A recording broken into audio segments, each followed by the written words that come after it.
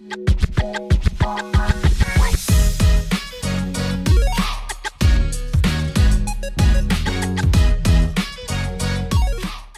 everybody and welcome back to Community FC. It is here, we're finally back, Season 3 of the Roundup review. We're very excited to talk about all things football.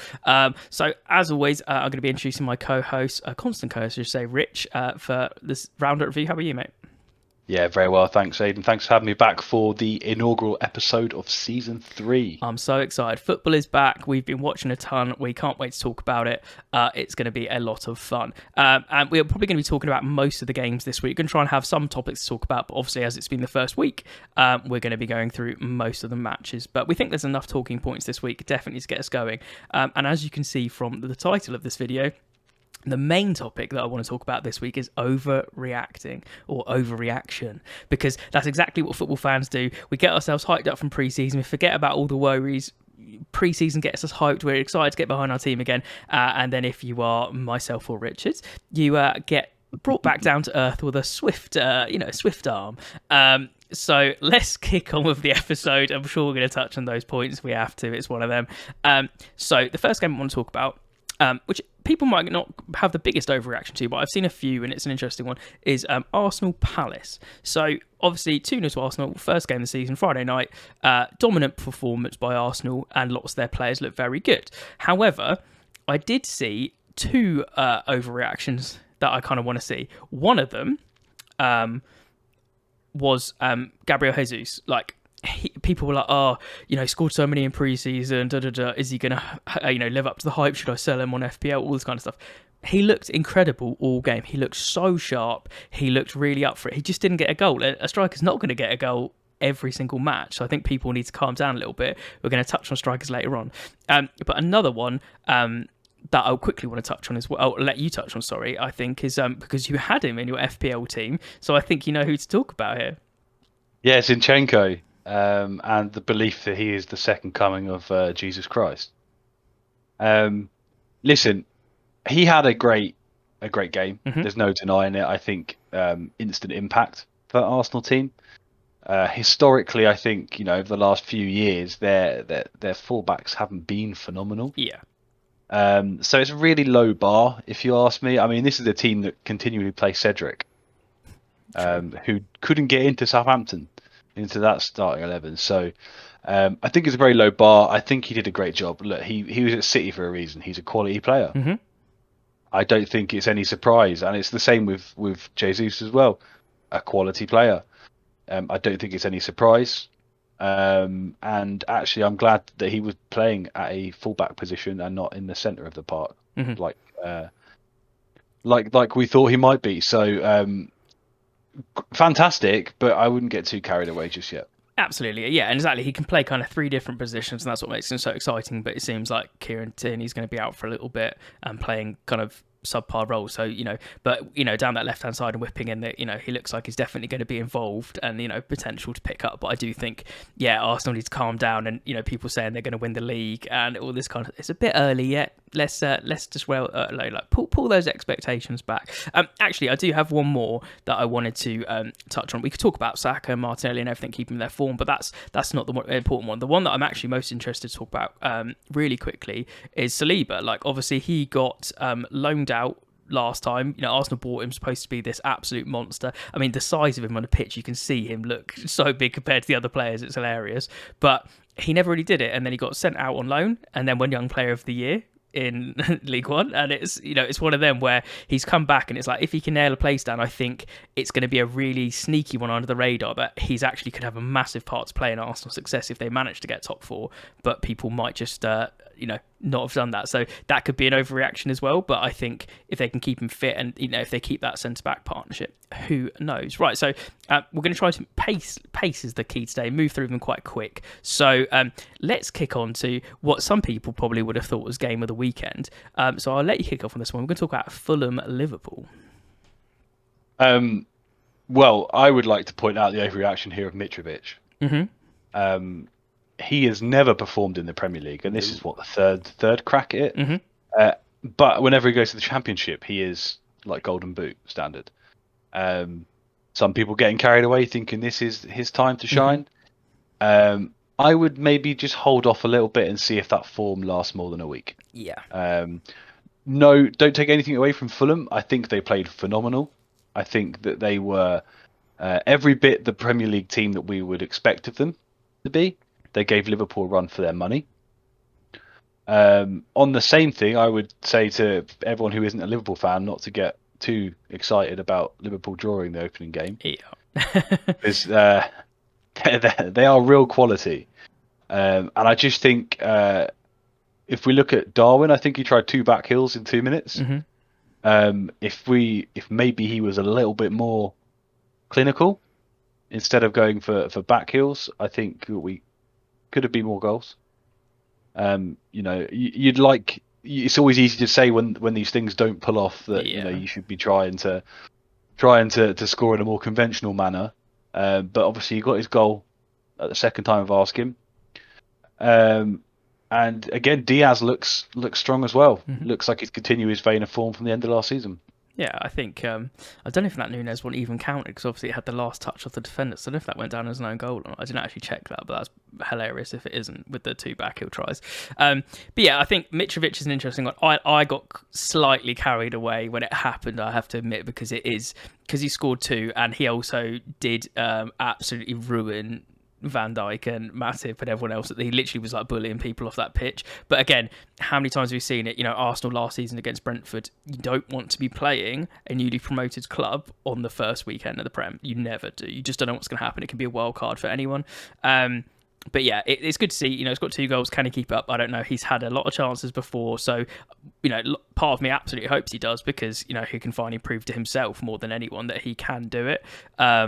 Yeah, as you said, Nunes, I think he surprised me. I think he looks a lot sharper than I thought he would. So, him coming off the bench can make a real deal. And, Salah doesn't not score in the first game of the season. So, keeping that up. So nothing new there. Right, moving swiftly on. In fact, I want to let you kick off on this one. I got a very interesting stat afterwards. And again, the overreaction we're going to be talking on this one is the Villa-Bournemouth game. Obviously, Bournemouth won 2-0. Another defeat for Stevie G, and lots of people's first club to go down is in Bournemouth. So Scott Parker's team did a great job. I'll let you kick on. Yeah, and straight off the bat, fair play to Bournemouth. Mm-hmm. I think that they were obviously very compact and they dealt with Villa. Now, some of you may remember last week me telling you that Villa are going to struggle. They're not going to get European places. They're not going to get to where they think they should be. And I think this is it, isn't it, really? That squad that they've got is just not good enough. And with the, we were watching the game, which we'll talk about in a minute. We're watching the Saints game at yours, and we were keeping up with the games and what was happening around the world of football, and that people were screaming on socials for Coutinho to come off, and just teams not going well. So something's not clicking there, and they didn't buy crazy amounts more signings. So interesting one. Go on. I was just going to say as well. By all accounts, Diego Carlos was in the worst 11 of the week. Mm-hmm.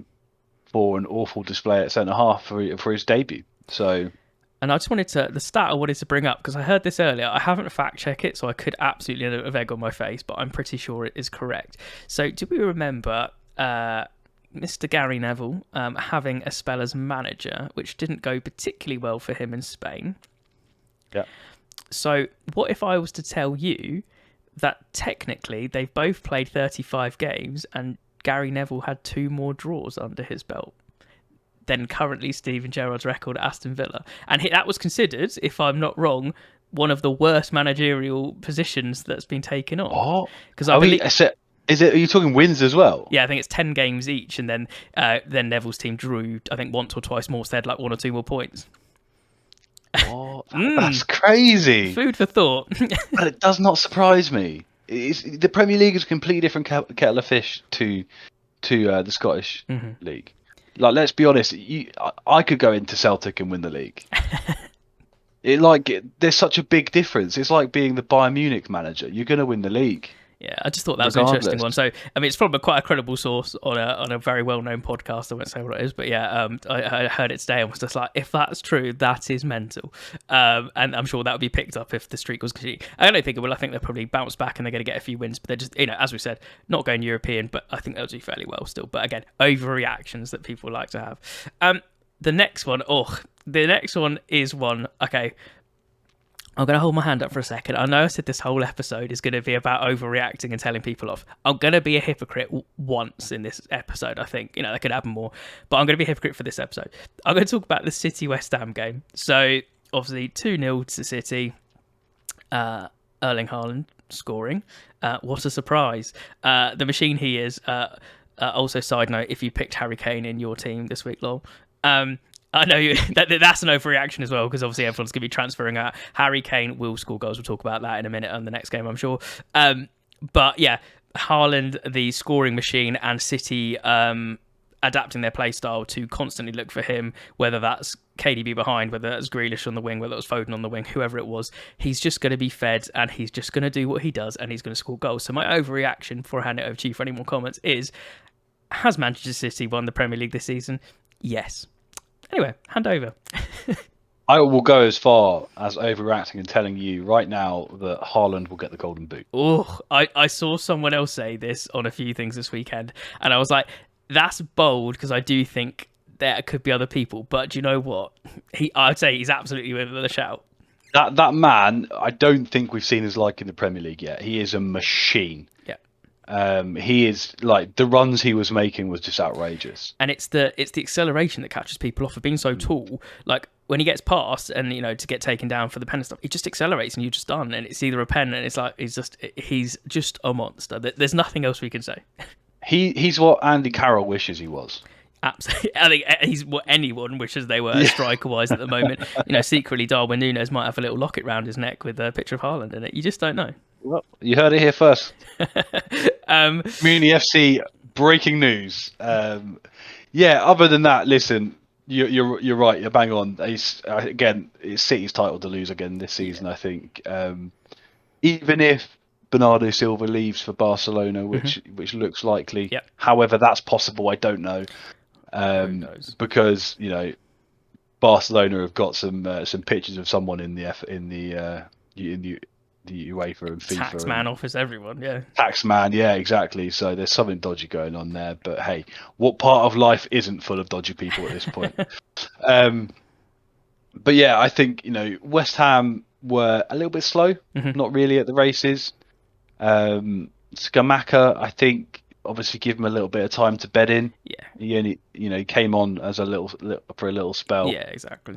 But yeah, I think I'm not worried about West Ham. They've come up against City and Haaland. Is what it is. It is what it is. I don't think this City will drop points as easily as last season's did. Yeah, I'm really interested. Again, I think obviously everyone we're talking about today will drop points at some point, and we could totally end up looking foolish by Liverpool or someone else winning the league and Haaland getting injured, or for some reason misfiring from now on. But I just can't see it happening. Last one I want to talk about in overreactions is unfortunately your game. You can talk about it as much or as little as you want. I completely leave that to you. Okay. Well, overreaction, Tottenham aren't winning the league. Yeah. To be honest. I mean, realistically, you came up against a poor Southampton side. I'm not going to talk too much about Tottenham because, to be honest, I don't really want to. But I will talk about Southampton a bit. Firstly, Prowse's goal was phenomenal. Really well taken. And from that point, you thought, actually, something might happen here. We might be able to get something out of the game, but for whatever reason, Ralph continues to play the defensive pairing of Bednarek and Salisu, despite that not working for nearly 8 months. So we went for a 5 at the back, three centre halves and 2 wing backs.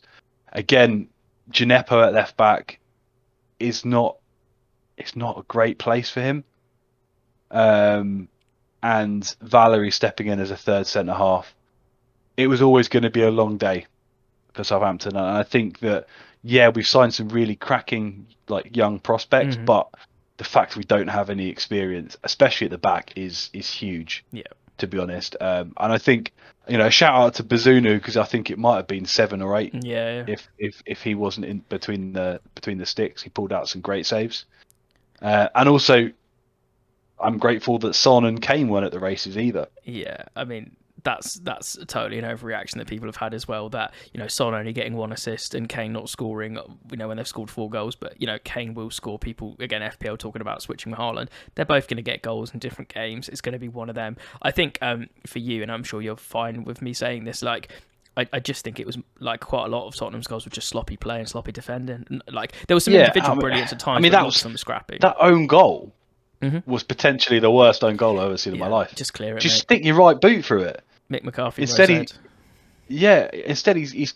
he's a left-sided centre half. But what professional footballer can't use their other foot in some sort of panic, capacity? isn't it? It's sheer panic. This is it. So he's tried. The ball's coming in from the left wing, and he's tried to scoop it behind with his left foot, and instead he's just buried it. Yeah. Cracking finish, just straight into the back of the net. Whereas if you just use your right foot, you put it out for a throw in, and not a problem. And then first 2 goals were just absolutely shocking defending from crosses. Yeah. So yeah, I mean, it wasn't a great day for us, but you can see now. Like, look, we need a new centre half. It needs to be experienced. We needed a striker. Need experience. So I think there's still work to be done in the transfer market for Southampton. But Lavia, 18 years old, looked phenomenal.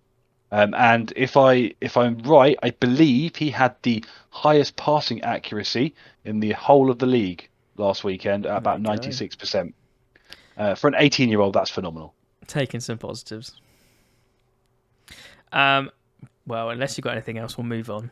I don't think you're going to be talking about it a lot. I'm actually going to transition to something I don't want to talk about a lot, but here we go. So this is a mix between both topics. So one, we're going to talk about the United Brighton game to start off with, but I think it falls nicely between overreaction and the second thing I want to talk about, which is some teams which still need to do work in the transfer market or need players to bed in quickly, kind of. So, yeah, again, I'm not going to talk about it a huge amount of time. The overreaction, clearly the big thing in the room. Erik ten Hag is the worst Manchester United manager ever and needs to be, gone. Okay, let's just skip on past that one because I don't really think it needs much explanation of let's see what he does. Fun facts for Alex Ferguson lost his first game as United manager too. Okay, it's 1 game. So the issue I have with this game in general, obviously it was a terrible performance. And I think you said something which, is interesting. So you said you've had a bad pairing for 8 months. We've had a bad pairing in midfield for 2 seasons. So I really like Fred and I really like Scott McTominay. I actually, like McFred separately. I don't like the McFreds together. And, Fred actually, I think, has shone at times in certain games, in certain systems. And actually, so Scott. I like certain elements from both of them. But whatever it is, it just can't work. And it's putting pressure on the defence and it's putting pressure everywhere. So we just need a signing to come in. The fact that we've gone this far and had so many free transfers and so many other targets slip through is hilarious. We will see what happens. It looks like that's trying to be rectified, whether that is 1 or 2 midfielders being brought in. We will see.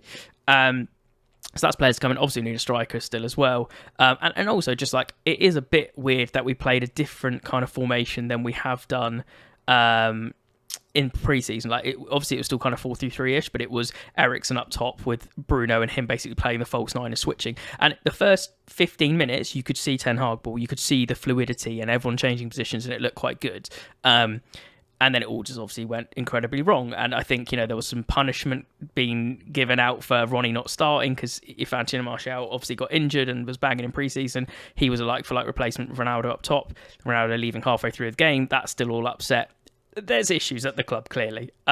So that's kind of that. That was the overreaction there. Another overreaction I saw, which was hilarious, was Pascal Gross has been added into, I think, over 10,000 people have added him to their fantasy league team this week. Outrageous. I won't lie, I did think about it. I thought, is he worth a punt? I had him a couple of seasons ago when he's under the radar. It got me loads of points. But that's called, knee-jerk reaction, surely.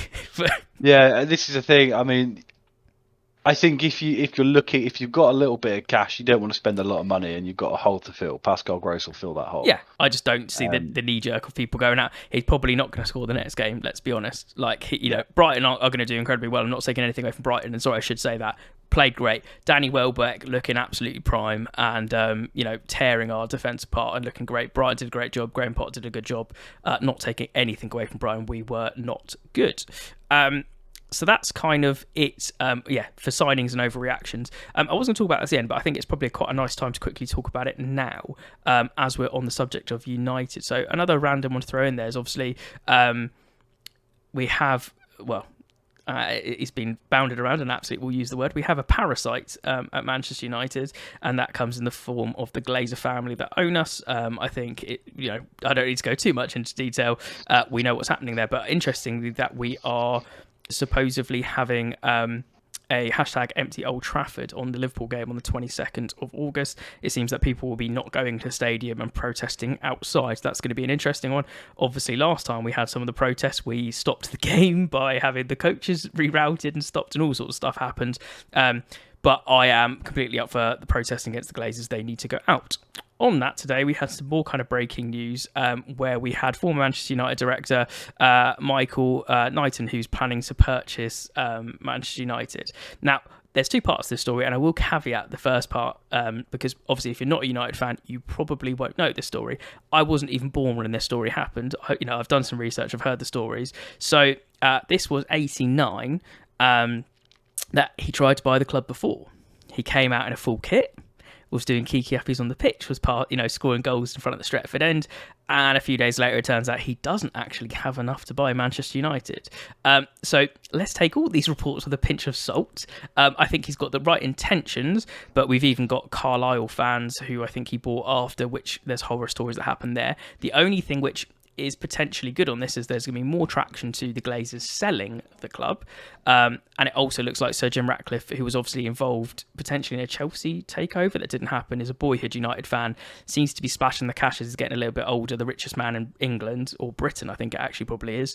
So there could be hope that he comes in under a consortium with Michael and does it together, or it could hopefully be the best scenario would be Jim Ratcliffe takes it and just buys the club in general and runs it because it's his boyhood club, and that would be a perfect scenario to get the Glazers out.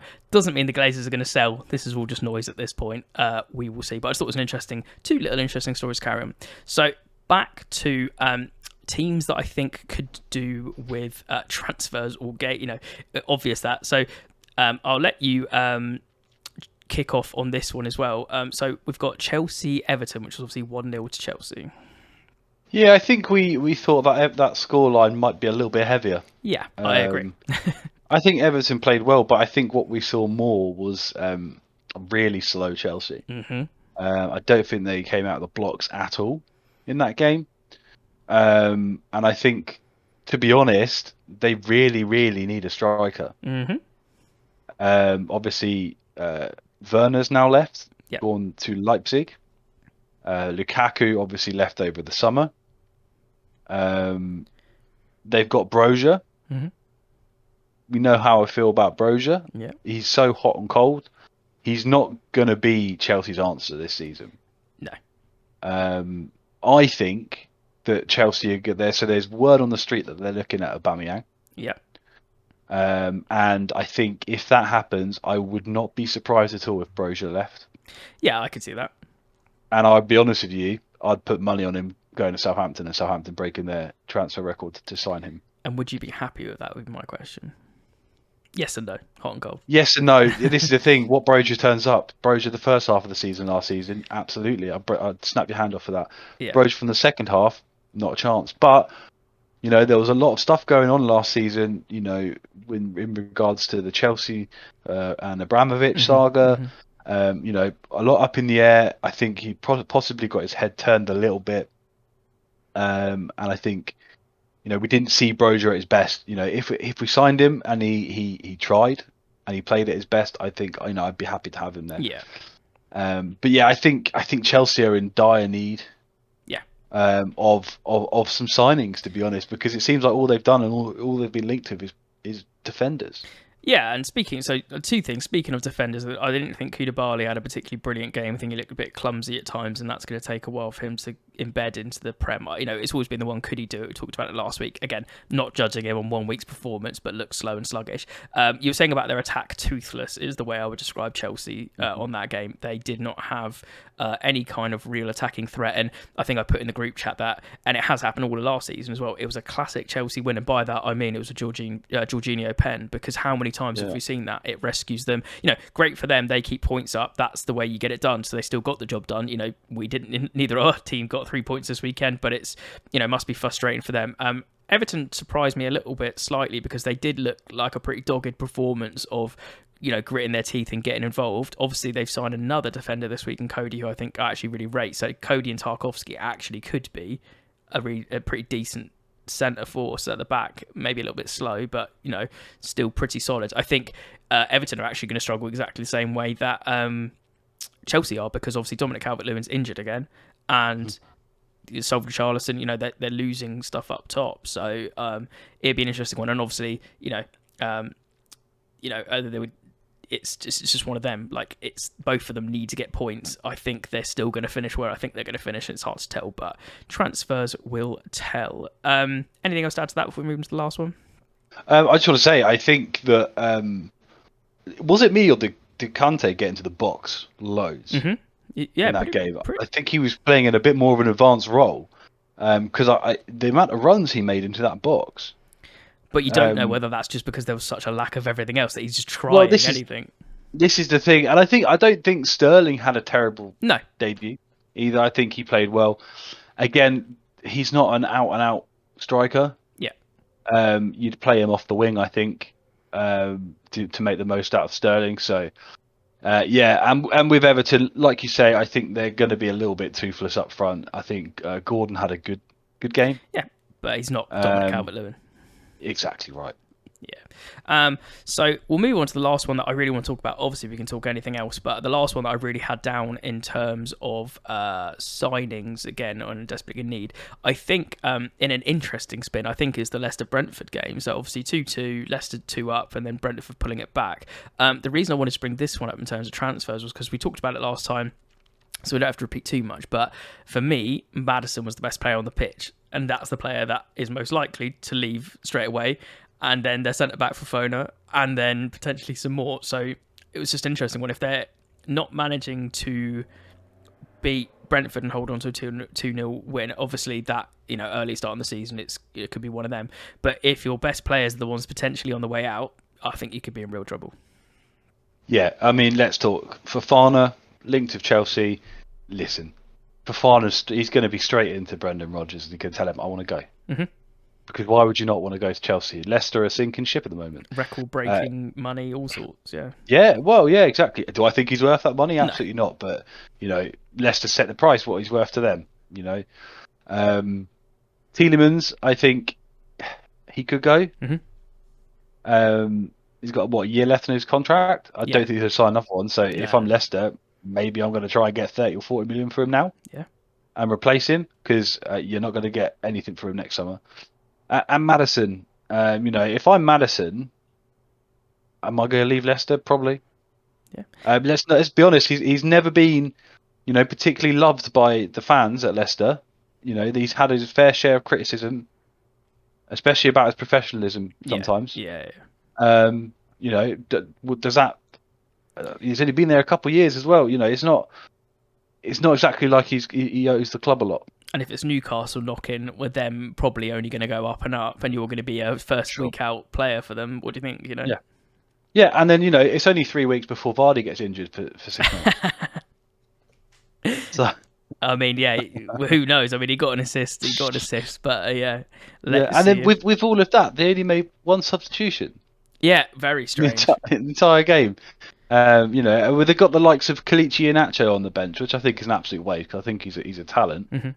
And Izzy Perez as well. I think he's always got a goal in him as well. And I just think it's a weird one. And when you look at the players, I mean, obviously the first thing, the elephant in the room here, seeing a Leicester team without Kasper Schmeichel in it is weird. Mm-hmm. It's very weird. And they're linked now with Alex McCarthy. take him, have him. Doesn't bother me. I'll drive him there myself, to be honest. They've also been linked to Bednarek as well. Again, I'll stick him in the back of my car, and I'll come straight Two for up one, to mate. Leicester. Yeah. We'll pay you to take them. So yeah, I don't know. They're going to struggle. Brentford, though, great sort of reserve there to bounce back. Again, talking about substitutions, one sub made by them, two subs instantly impact and change the way for Brentford, and they look such a different thing. They look so cool, calm, and relaxed. Great managerial strategy there, and it's just gone, right, this is going to change the game. Straight back in at 2 goals, we got it. That's exactly what you want to see, and that's the kind of performance that you'd expect from them, and potentially with their signings coming in, are going to keep them up again. That's going to be one. I think that's kind of it for the games. There's, obviously 2 more games happen. I don't think there's anything too crazy to talk about in those ones. If you're a fan of those ones, we're not leaving you out for any particular reason, but we're not going to go through every game. We've done that a few seasons ago. It's like match of the day. We want to talk talking points, and while the season's kicking off, there isn't too many crazy ones, but we feel these are the ones that we really wanted to talk about for it. So. One last thing that I will quickly mention before we sign off is that we do have our FPL League. So if anyone wants to join the Community FC League, the code is X8V5V3. It is a week late. Absolutely, you're going to come in. We started on game week 1. However, if you think you're good enough and want that challenge, then please come and take it. The FPL runs for a whole season, and I think we are going to be doing a prize for the winner there. There's not tons and tons of people, so there's a chance that you can win that prize. So, I'm thinking we're probably going to do something like mystery football shirt or something like that for the winner. So, do you want my size now? That's the confidence. There you go. Can you come and take the mystery football kit from Rich? That is the interesting question. Some of you already joined, so it's great to see some names that I don't know but joining the league. So, welcome to the Community FC League, and it's great to have you. But that's kind of been it from me. So, a big thank you to you, Rich, as always. It's great to have football back. Thanks for having me. Look forward to watching more matches of you. Absolutely, mate. For sure. More to come. So don't forget, as always, check us out on socials, on YouTube. Give us a like, follow, subscribe, all that good stuff. On Spotify, give us a 5-star rating and follow. We post some spicy clips of some of Rich's controversial takes on TikTok, and we are on Twitter as well. So I hope everyone's having a great week. Obviously, for us, we hope we have much better weekends of football ahead. It's only a couple of days until we do it all again. So thanks very much, all. Have a good time.